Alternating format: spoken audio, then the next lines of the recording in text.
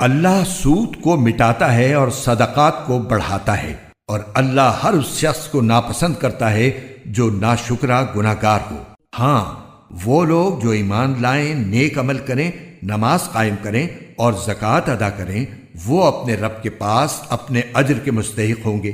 نہ انہیں کوئی خوف لاحق ہوگا نہ کوئی غم پہنچے گا۔ اے ایمان والو، اللہ سے ڈرو، اور اگر تم واقعی مومن ہو تو سود کا جو حصہ بھی کسی کے ذمے باقی رہ گیا ہو اسے چھوڑ دو۔ پھر بھی اگر تم ایسا نہ کرو گے تو اللہ اور اس کے رسول کی طرف سے اعلان جنگ سن لو، اور اگر تم سود سے توبہ کرو تو تمہارا اصل سرمایہ تمہارا حق ہے، نہ تم کسی پر ظلم کرو نہ تم پر ظلم کیا جائے۔ اور اگر کوئی تنگ دست قرض دار ہو